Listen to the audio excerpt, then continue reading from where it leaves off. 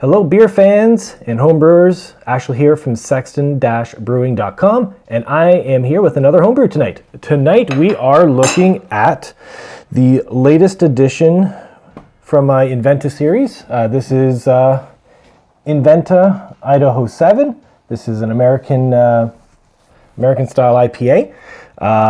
This just to rehash my Inventa series are hops that I've never brewed with before. So Idaho 7, just picked this one up not too long ago from my local homebrew shop, the Surly Leprechaun. He's been very generous with the donation of hops for this series of beer. And yeah, we're just sort of going to get into it. I'll run through the recipe really quick. So this was a all grain recipe. This had 2 pounds of Pale 2-Row, 3.2 ounces of Munich 10, and 1.6 ounces of Crystal 30.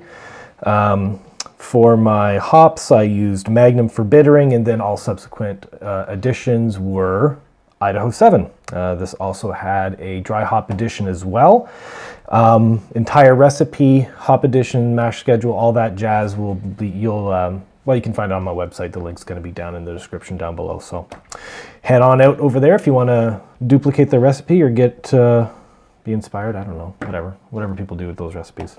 And I do believe for yeast, oh yeah, I just used USO 5 for my yeast. So again, the malt bill on this is an exact replica of my previous Inventa series beer, which was... what did I use for that one? Completely brain farting, but there's going to be a link for the video right over here. There we go. Anyways, let's just crack into it, see what we got. So this has been 2 weeks pretty much to the day in bottle now, so it's fully bottle conditioned. I did have this refrigerated. It's only been out for about 10-15 minutes or so. Got a nice hiss. No craziness going on in the bottle. It's not begging to come out, so that's good. There we go. Let's see what we get. So this beer recipe sort of gives me more of like more on the golden side. It's definitely not a light colored IPA, but I like it. All right, so Idaho 7. This hop is primarily used for aroma and late additions. It's supposed to have a real pungent tropical aroma. With a few notes of like grapefruit, sort of like grapefruit pithiness, and I read a descriptor of like black tea as well, so who knows. So anyways, there we go. Poured out like a nice copper color. Nice nice white head. Got some different size bubbles there. Looks good. All right, aroma, I'm definitely getting a lot of orange on this. Oh, the previous one was Amarillo. There we go. So this one sort of has a slight reminder of Amarillo, like a touch of oranginess, not as sweet though.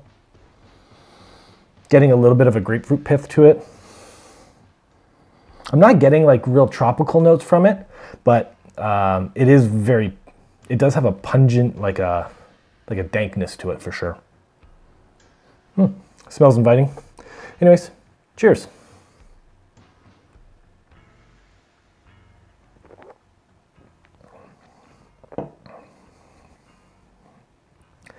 This one's definitely on the medium to light side for body.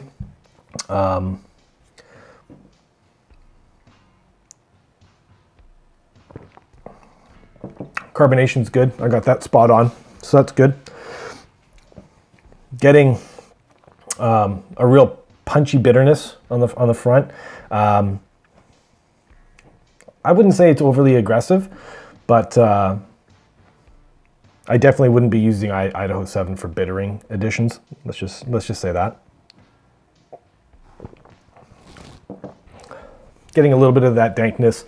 The tropical notes sort of come through a little bit more on the sip, opposed to them being on the aroma.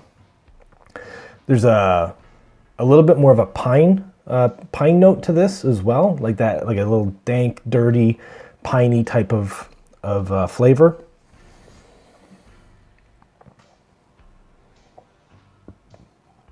Oh, gassy.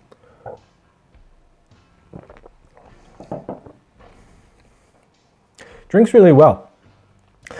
Idaho 7, I'm actually enjoying this hop quite a bit. It's got a lot of different notes to it. It's a very complex hop. This hop sort of, if you remember to the Amarillo video, I sort of mentioned that Amarillo doesn't really do a good job of standing up on its own. It's more of a best used as a complementary hop. This one, I find that there's enough notes to it, enough diversity in the flavor and the aroma that it could easily stand alone.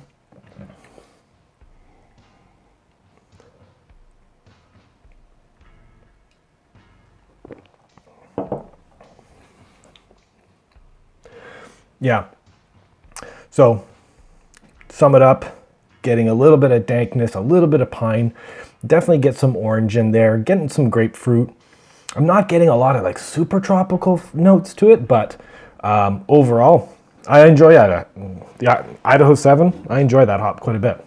The beer itself is pretty tasty too, so there we go. A few other details on this beer, forgot to mention, this one finished off with a 5.8 ABV, 75 IBUs, so again, pretty much exactly the same as the Amarillo variant.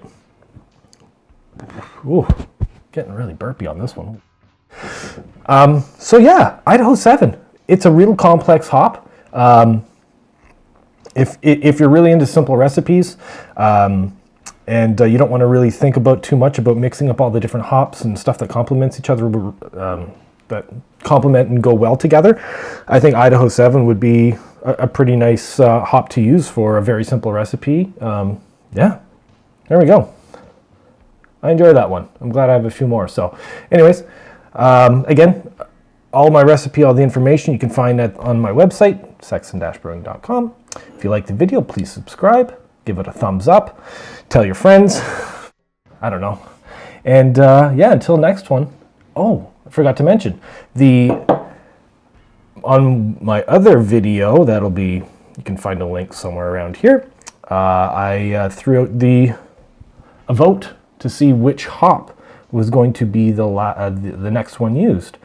And I'm happy to say that the winner is, it's actually fermenting away. I just did the dry hop edition on it today. Oh, where's my recipe?